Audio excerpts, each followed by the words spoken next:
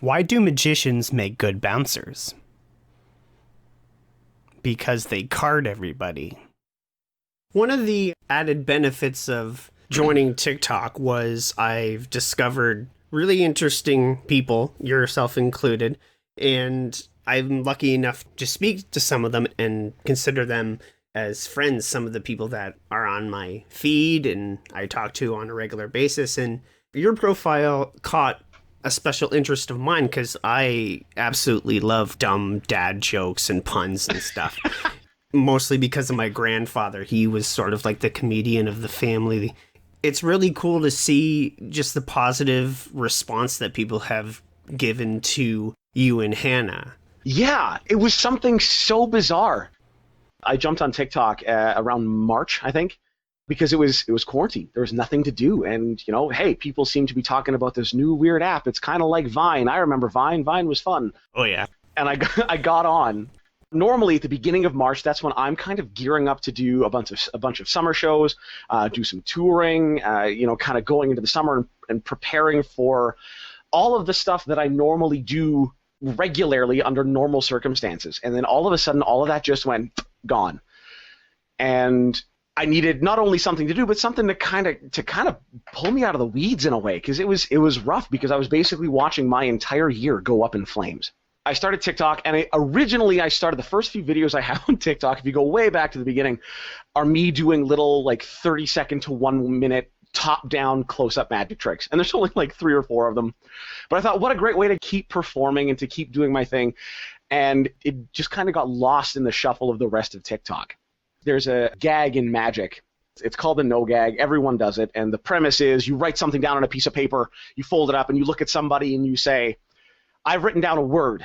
It's a word you were about to say.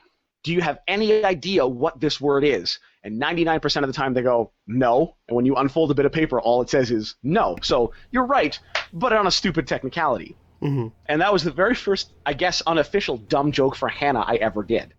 And for me, it was kind of this strange thing, because Hannah has seen me do gags or similar gags like that in our shows for years. And it's one of the few things that gets her every time.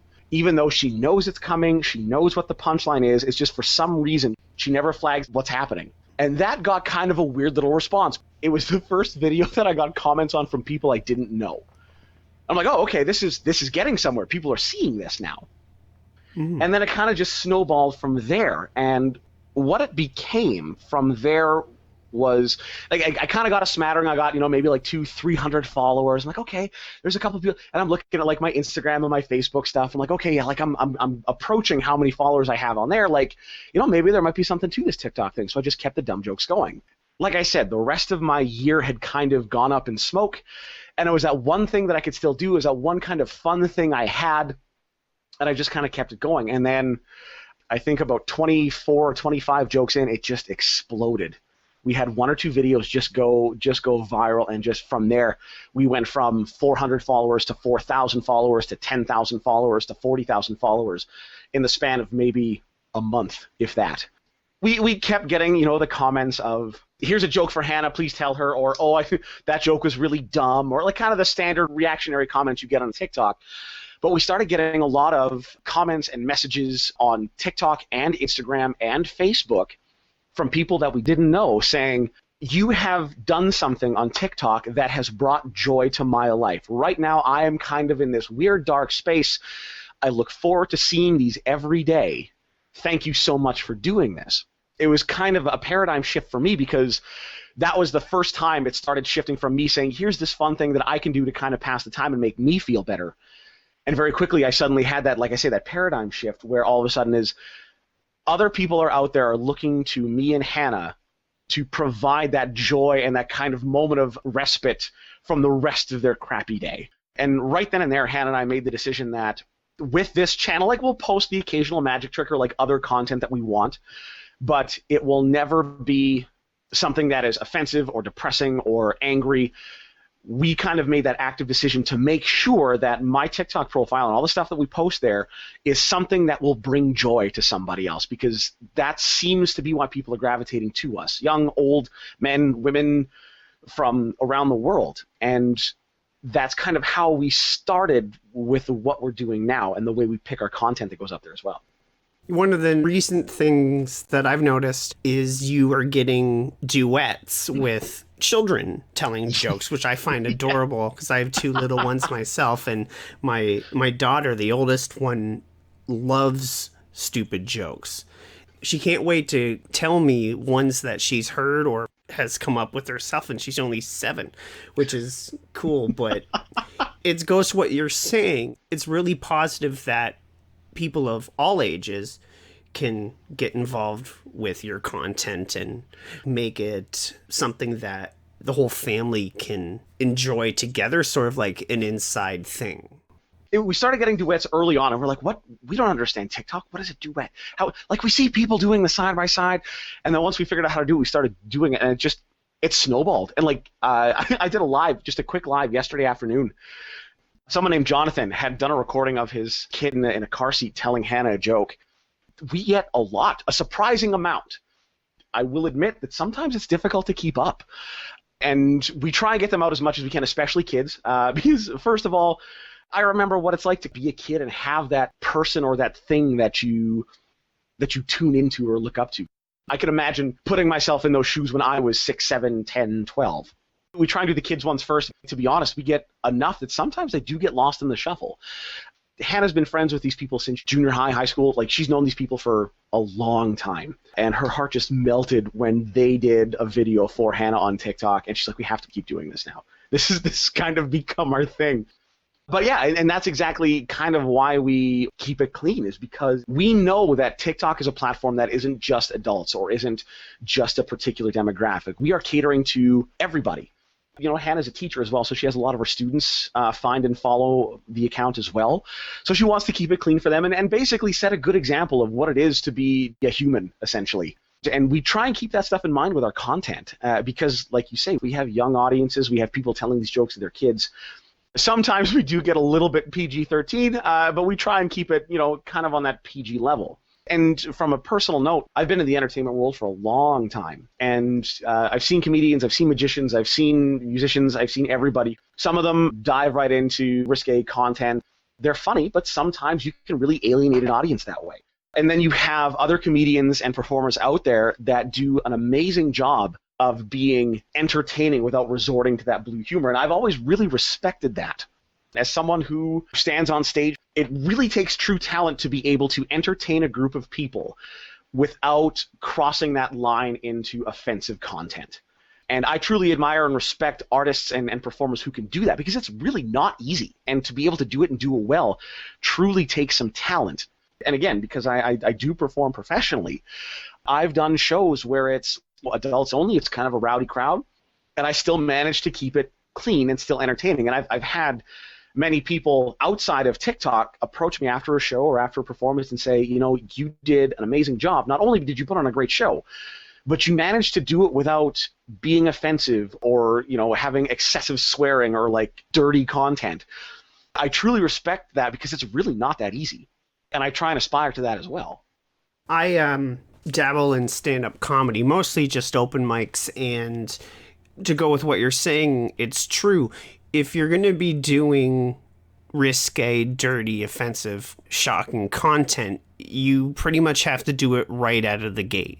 You can't go back and forth because it's just like you said, you run the risk of alienating your audience. But there are really good comedians that are very successful that are accessible to everybody, who are clean, like Brian Regan, Jim Gaffigan, a whole bunch of them. And that's what I like about your channel, because it can be enjoyed by every member of the family, every age as well.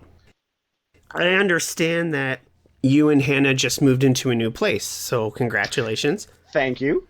Yeah. I remember you saying in one of your videos, which I find hilarious, is that you like it because there's a bunch of new places you can hide to tell Hannah a joke. Yeah, that's actually a really common comment we get. Something along the lines of like, why do you keep scaring Hannah? Or geez, stop scaring Hannah. Or man, why do you keep doing this to her? And this is something that we've told people a lot too, and they don't really believe me. But the thing is, Hannah, despite her attitude in some of these videos, is very much a dumb joke enthusiast like the rest of us. She has heard most of these jokes at some point. And I found out very early on that if I can catch her off guard, if I can get her in a situation where she's kind of on edge, she doesn't see it coming, she is far less likely to miss it. And it seems to kind of be this warring faction between fans, between the people who love it when I manage to get one over on her and the ones who are like Team Hannah and they desperately want her to guess every time. So it's kind of become this like meta game in the Dumb Jokes for Hannah pantheon. And because we have this new place and we have different places that I can kind of come out from, I am able to catch her off guard more often. I can't remember which video it is, but it doesn't show as well on the video, but I knew I scared her bad when I did it because she doesn't like jump scares. And after the camera was off, I apologized. I'm like, sorry, that was a little too sneaky. Like, I'll try and make a little more noise. But even in the video, she says, God, there's too many corners in this place. I can't. It's something that I definitely take advantage of here. And like the reason we moved was because we were kind of outgrowing our old place. Between the fact that, you know, we had kind of been stuck. She'd been teaching from home the last few months of the school year. I had kind of, over the last 4 years, we've developed and created shows. And with that comes props and content and tools and things. And the apartment that we were living in, well, we loved. It was our first home in Calgary, and we loved dearly, just simply got too small.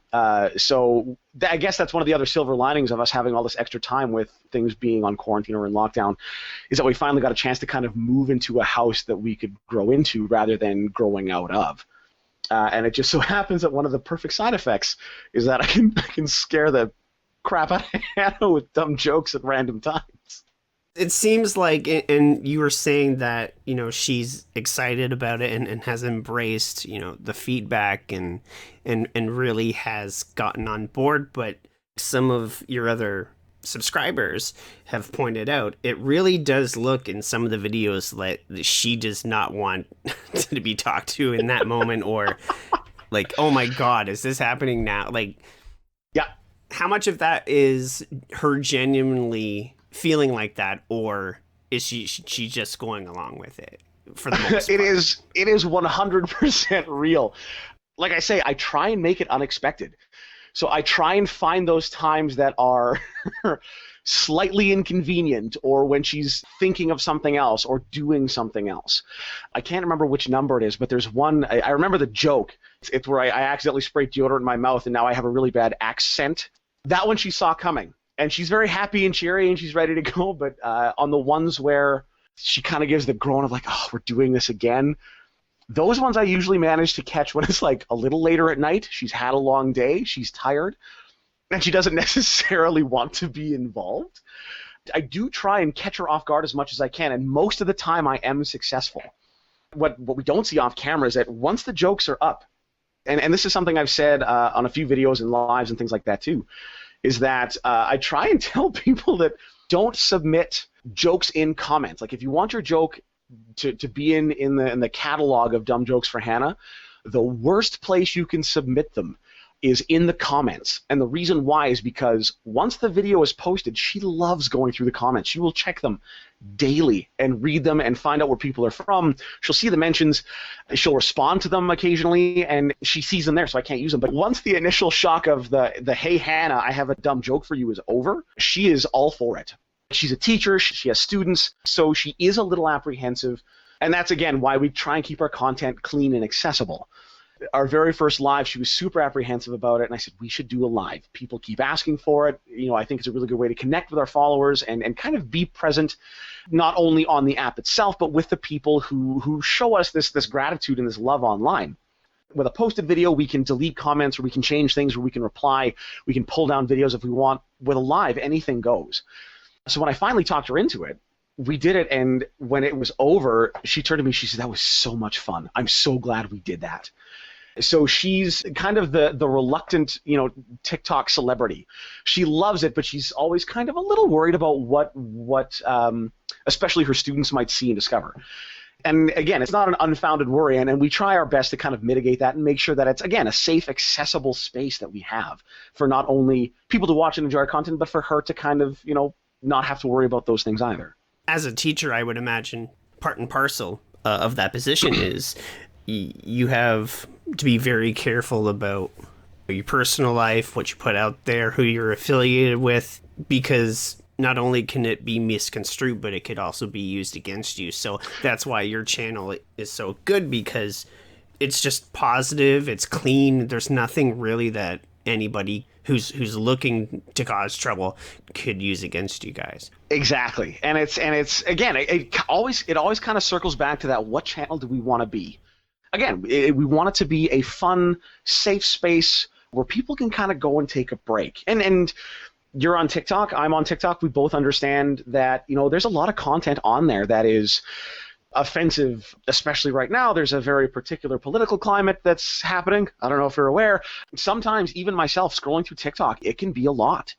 I'm not poo-pooing those users by any means, and I think that TikTok is a really great platform to get word out for any kind of cause or movement. And I really applaud a lot of users that use it that way, and they use it effectively. But for us, like I said, because, sometimes you can log on and get really bogged down with the content, sometimes the abrasive or aggressive or adversarial nature of some videos that you find. It's nice to find those little moments of comedy and brevity in amongst everything else to kind of just give you that little bit of a breather.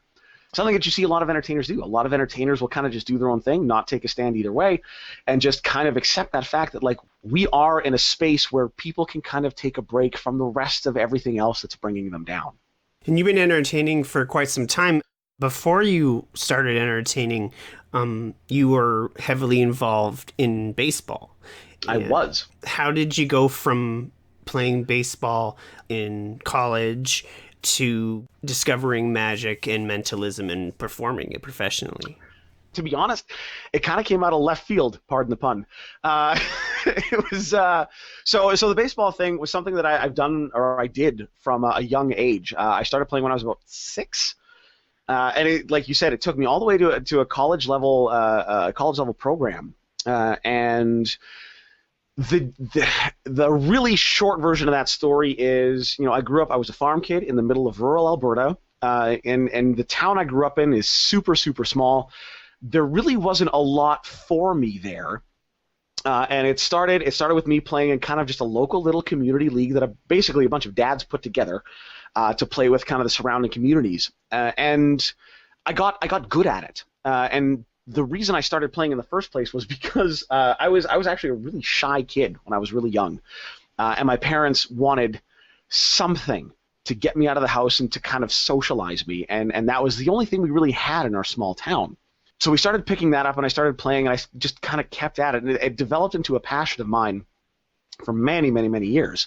And around the same time, around the same age, there was a TV special that kind of was this recurring thing every so often called The World's Greatest Magic.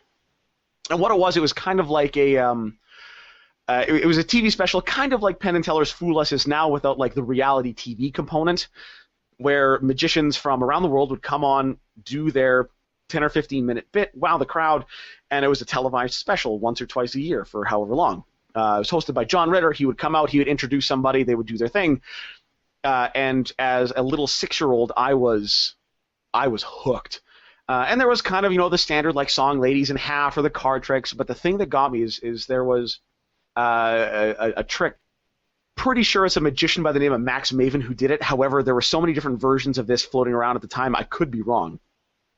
Or it could have been a different show, because Max Maven also had a short-lived television show on, I think it was CBC, where he taught math to kids using magic. But he came on the screen, and he's got this very kind of devilish Mephistophelian appearance with this accentuated widow's peak and eyeliner and the devilish goatee, dressed all in black. And he speaks in this very monotone voice, and he looks into the camera and he says, "I am going to read your mind through the television screen." And a bunch of squares popped up, and he says, "Put your finger on this square. And when I say now, I want you to move to another square." And he'd give all these instructions, and my little 6-year-old finger went from square to square to square, and systematically he would snap his fingers, and a square would disappear. And eventually, I wound up on the only square left, and my little 6-year-old brain just exploded, just blew my mind that this man, even at 6 years old, I realized that it was a man on a recording thousands of miles away just read my mind through the TV. This is incredible. And then from there, it was a short jump into magic. From there, it was kind of the standard story. The parents get me the magic kit. I learn a few tricks. I realize that some of the stuff in the kit's kind of hokey and cheap, but it's kind of an interest I have in the back of my mind. And that is, again, also around the same time I started playing baseball, and it kind of took over. I always had an interest in magic, but never enough time or inclination to actually pursue it while I was doing sports. When I got to college level, I played for 3 years, and by the end of those 3 years, my shoulder was toast. I have a giant scar on my right shoulder. I had surgery, the whole 9 yards, and basically my career was over at that point.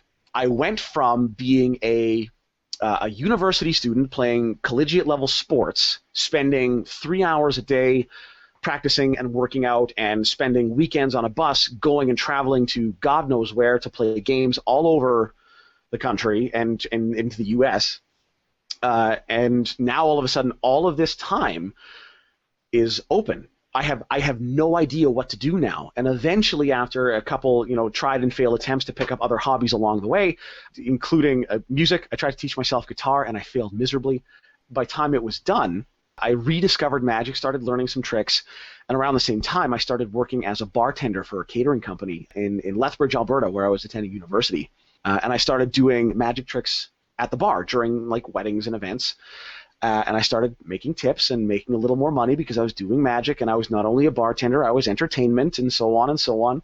And from there, it wasn't a quick leap to actually being contracted out for actual shows for events and companies, things like that.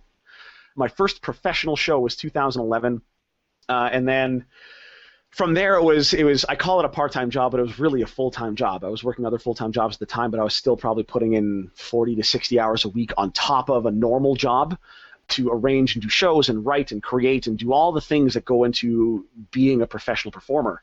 And then in 2015, I was kind of working in a job that I wasn't happy with, and I just had a moment of clarity where I realized very quickly that the gigs I was saying no to because I had this full-time job, if I would have been accepting them, I would have been making more than my full-time job was paying me.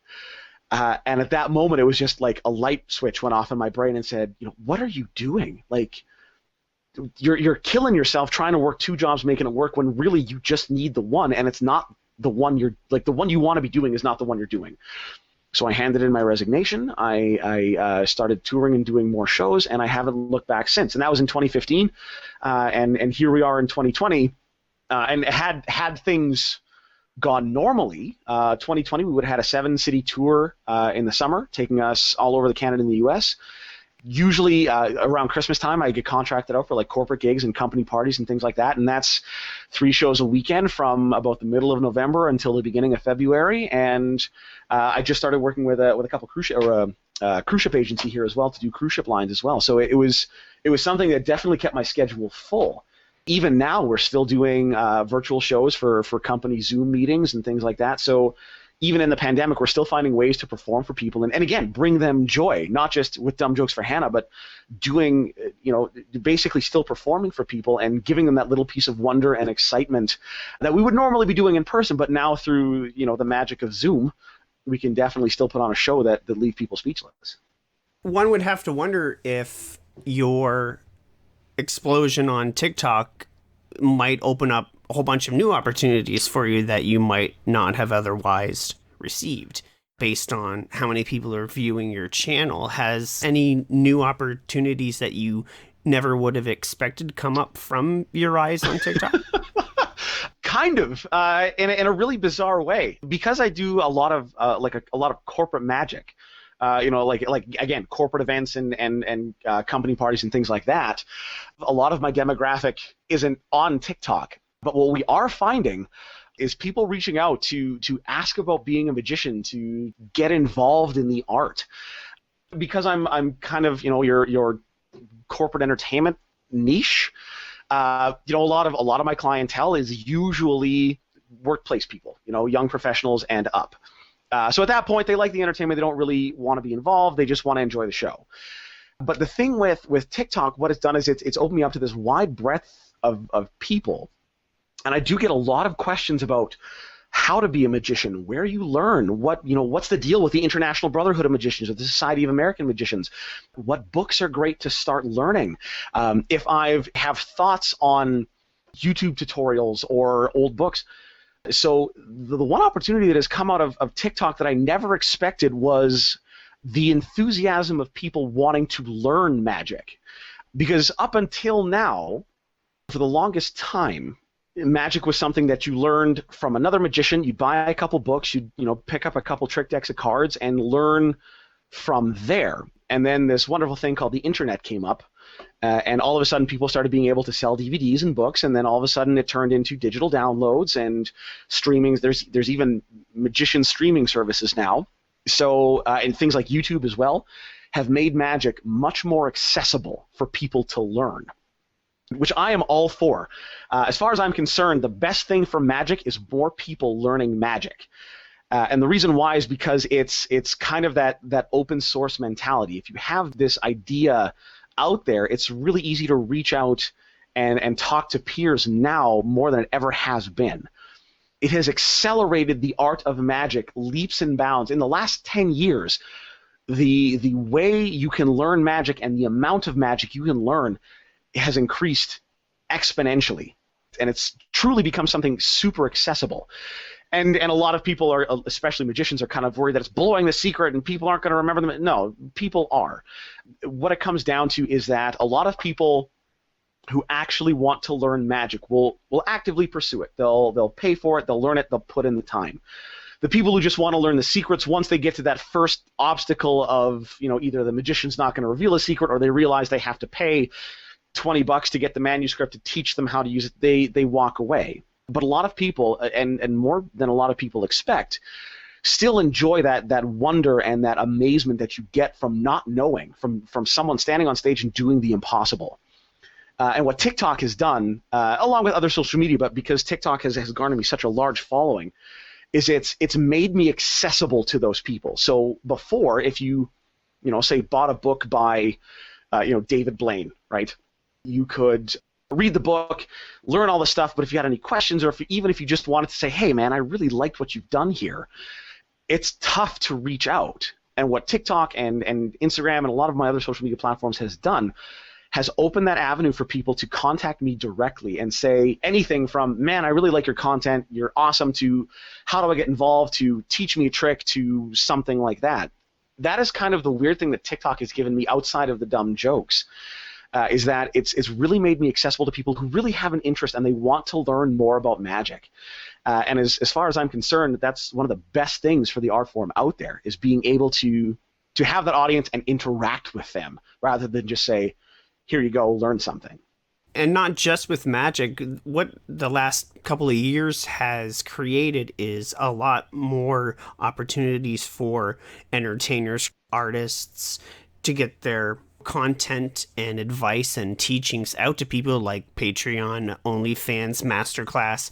You had mentioned about David Blaine, and I'm 35, so other than, like the historical people like Houdini, David Copperfield, I sort of got interested in, as like a viewer in magic, with David Blaine's, I think his DVD was Fearless, I believe, where he exploded onto the scene. The question that I have for you is there an inherent difference between magic, mentalism, and people like David Blaine now who do what are known as feats? Is there a difference between the three?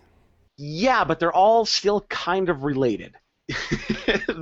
I've been asked this question so many times that I still haven't found what I think is like the best answer, but the closest I've come is that there's kind of this umbrella term called the mystery arts. And underneath that umbrella, there's things like magic, there's mentalism, there's hypnosis, there's the stunts and the feats that David Blaine do, which does have a term that a lot of people don't know. It's called geek magic. And when you call someone a geek, you think like computer nerd, or he's really into video games or comic books or anime or whatever. The original term for geek was actually kind of almost derogatory-ish term for like sideshow performers. So when you kind of like look at the old circus bills where you had like the bearded lady or the human pincushion, the man who eats fire, they were considered the geeks of the sideshow. So under geek magic, you have things like fire eating and sword swallowing, and even the really more extreme stuff like people who would bite the live heads off chickens or heads off live chickens and things like that. And all of those things kind of fall under this umbrella of mystery arts. And while they all have their own distinct differences, they all kind of, on occasion, beg, borrow, and steal from each other in a lot of ways. Case in point, I bill myself as a mentalist, and what mentalism is basically a genre of magic.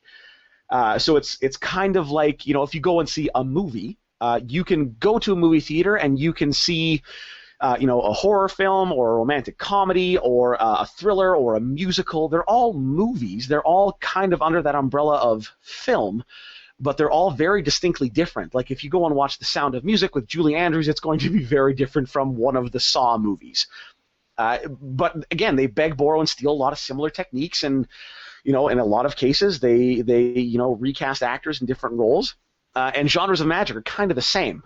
In mentalism, what makes something a mentalism trick is that it revolves around this idea that it's something to do with either predicting a thought, reading a mind, or influencing somebody to do something, or any other kind of mental feat. And that's considered mentalism. However, a lot of the methods that I use to do these things are borrowed or stolen from magic. There is, in a lot of cases, a lot of sleight of hand involved, or in some cases, none at all, and there's sometimes mathematical principles used. In a lot of cases, some of the methods are suggestion-based, meaning it borrows ideas from hypnosis. A lot of mentalists have been able to portray geek magic or stunt magic as a mental feat. Case in point, doing something like the human blockhead, where you hammer a nail into your face, and the mental feat of that makes it a mentalism trick isn't so much that you're hammering a nail into your face, it's that you're using mental techniques to overcome the pain. So there's kind of this open border trade between genres. And while there's a lot of specific things that are specific to different types of magic, like I say, we kind of beg, borrow, and steal from everywhere. The thing that makes mentalism unique, though, is a lot of the methods, historically speaking, come from fraudulent mediums and psychics that would use methods to learn about their subjects or portray that they know more information than they do, or basically make you believe something's happening when it's not. So a lot of mentalism, even now, if you go and see a comedy mentalism act, it looks a lot like a magic show. But a lot of the methods that you see in a lot of those shows are born in those dark seance rooms from the 19th century where it was spooky and you expected a spirit to materialize. There's so much history and back and forth sharing that it's, functionally speaking, it's really difficult sometimes to parse out the genres of magic from one another. I totally understand what you mean about those fraudulent mediums or psychic mediums. In the early 2000s, there was an explosion of television shows like John Edwards, more recently, Long Island Medium with Teresa Caputo, yeah. And I have no ill will towards the guy, but whenever I watch John Edwards, I was like, this guy's full of shit. He's doing like the process of a deduction or reading tells that the people are giving to him subconsciously. And what I wanted to ask next is, with the Brotherhood of Magicians or, the American Society of Magicians, I don't know if there's a Canadian one as well, but are there a set of laws or rules that everybody sort of follows and respects as a mentalist or magician? Yeah, it's kind of like an unspoken respect, but there are part of the International Brotherhood of Magicians is you say you will respect kind of the sanctity of the secret to varying degrees. But it's, again, it kind of goes back to that idea of the best thing for magic is for more people to learn magic. The reason why is because if every magician guarded their secrets and didn't tell a soul, there would be no magicians. They wouldn't exist. So you have to learn somewhere.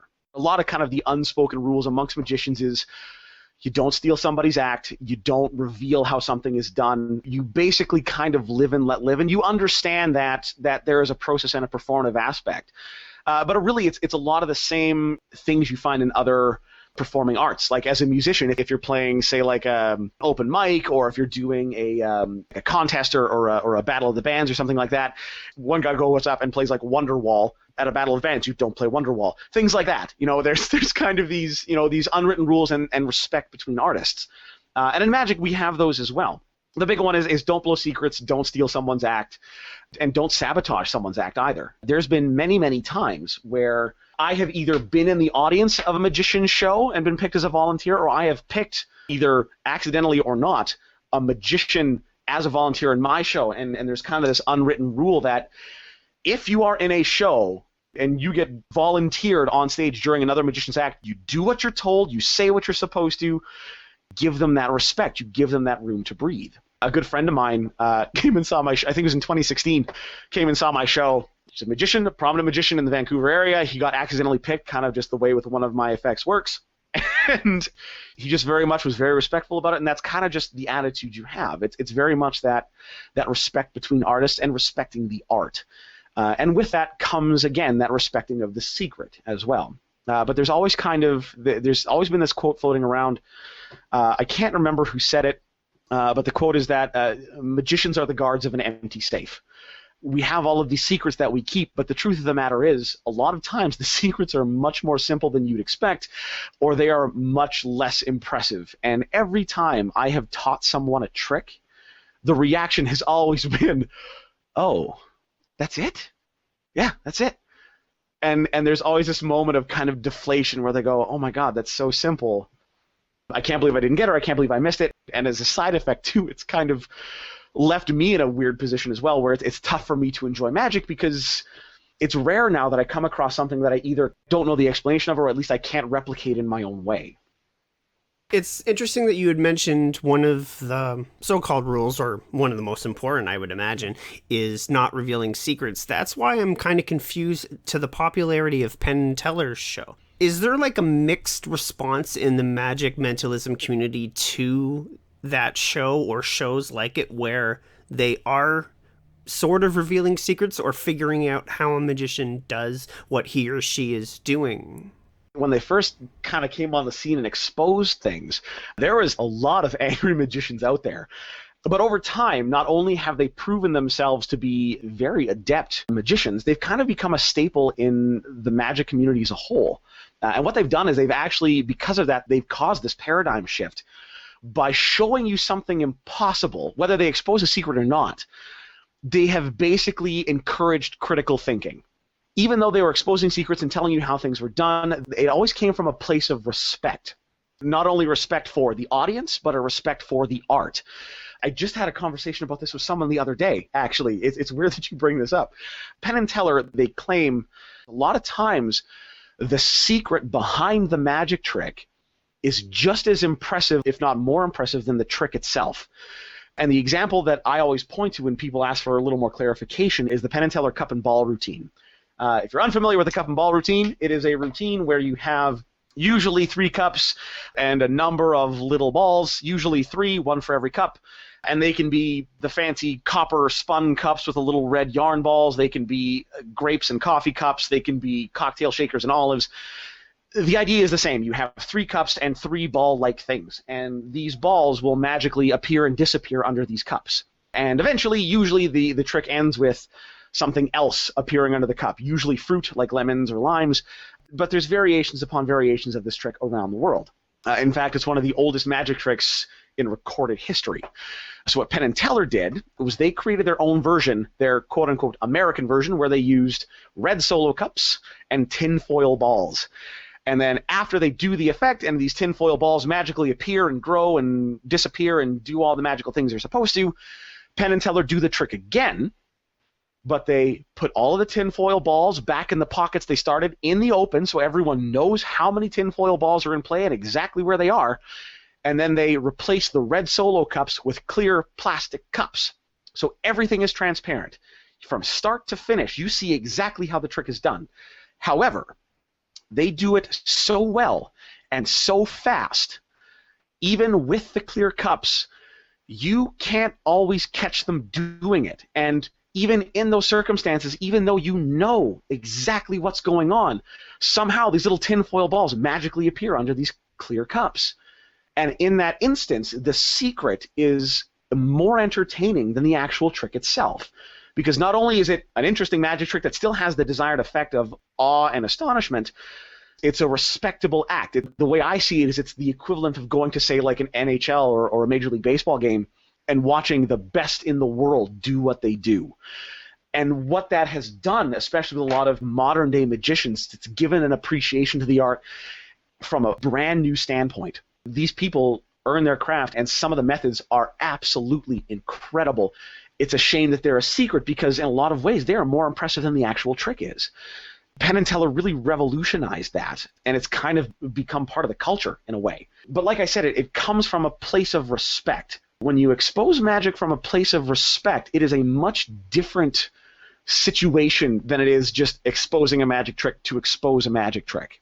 It's kind of interesting that you mentioned that the method in which they do the trick can be more awe-inspiring or entertaining than the trick itself. It's sort of like the entertainment reversal of how sausage is made, where you don't want to know how it's done. But exactly. Yeah. The final question I wanted to ask you is, with magic and mentalism being so historic and old and traditional, it's passed down from person to person. My last question is, who would you consider as your mentors, either vicariously or in your personal life, that helped you shape your mentalism career? That's a hard question. The short answer is there's lots. I guess to kind of start from the magic standpoint, there's quite a few creators out there that for various reasons I really respect what they do, and they have shaped me as a performer as well. The big one that kind of got me down the mentalism road is a magician and a mentalist from the United Kingdom by the name of Darren Brown. He is kind of England's version of David Blaine. If you haven't seen his stuff, if you don't know who he is, look him up. He is absolutely incredible. Last November, I was lucky enough to go to New York to see him do his show on Broadway, and it was amazing. Historically speaking, until very recently, mentalism was very much kind of a oogie boogie, supernatural, occultish kind of thing. A lot of mentalists in the early part of the 20th century and before attributed their powers or their skills to some kind of supernatural means or intervention. Either they were in tune with the other side, they had spirit guides helping them, they had ghosts in the room, they were whatever. But Darren Brown came on the scene around 2000 or so with his Mentalism act, with a couple TV specials and stage shows, and he said, no, everything I'm doing here is real, but not in the sense of a supernatural tone. It's all done through psychology and misdirection and magic, and basically I am doing things to portray a supernatural outcome even though there is no supernatural things here. In that performance, he coined the term psychological illusionist, using human psychology as not only a method, but as an explanation for how he's accomplishing these things. And in a lot of cases, it's true. There's a large psychological component to mentalism. And in the past, it was disguised as something supernatural. But he basically kind of brought mentalism kicking and dragging from the past out of this supernatural aura into the limelight of real-world science. And it changed everything. He revolutionized mentalism specifically just by doing that. And since then, you've seen a lot of mentalists and magicians follow suit. I myself come out early on, both in shows and in interviews and whatever, and say, nothing I am doing is supernatural. Everything I've done, you can do with enough time and effort and education. Single-handedly, he has not only kind of inspired how I approach magic in general, but he changed a generation of performers. Another thing about Darren Brown that I've taken away from him is how he structures his shows. He doesn't approach it like a magic show. He approaches it like a play. There's a beginning, a middle, and an end. There's a distinct through line and a theme, and he writes magic like you would write a play or a movie. And I've really taken that approach to heart, and it's really helped shape how I approach creating shows as well. He has been a huge inspiration creatively to me, and he's kind of the closest thing to a household name that I have.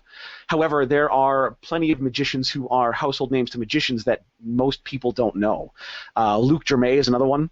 He performs in the UK. Again, he's a psychological illusionist or a mentalist. Does incredible stuff, is an amazing thinker. There's Morgan and West is another magician duo from the UK as well. Penn and Teller has revolutionized the art. Andy Nyman is another one. He works closely with Darren Brown. He's also an actor in the UK, and most people know him as an actor rather than a magician. So magic-wise, there's a lot.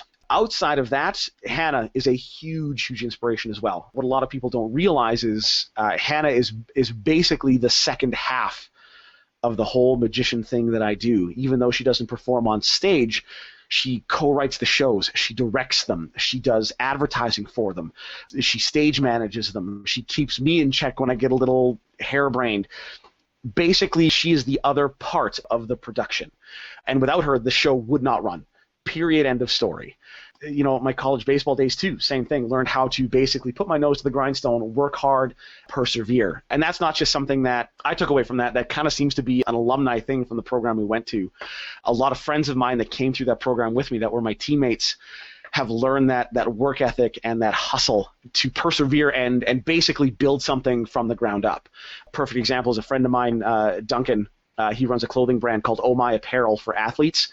The man is the definition of hustle. He works his ass off, not only to kind of, make a business grow from scratch, but also to put up designs and be creative. And the work and the effort he puts in is incredible. So if you're listening out there, go check out Oh My Apparel. You will not be disappointed.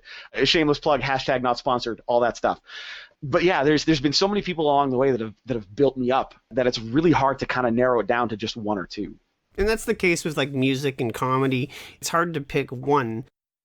To close, I do have a pun that you can relate to Hannah if you'd like. Yes, so, absolutely. I don't know if this story is true or not, but I saw a story where a woman married a ghost and things didn't go well because I guess they got a divorce. But do you know what it's called when you're engaged to a ghost? I don't know. They're your seance. Oh my God, that's brilliant. It was really nice talking to you, Jeff. I really appreciate it. You as well. And hopefully we get to do it again soon. Thank you so much. Take care. You too.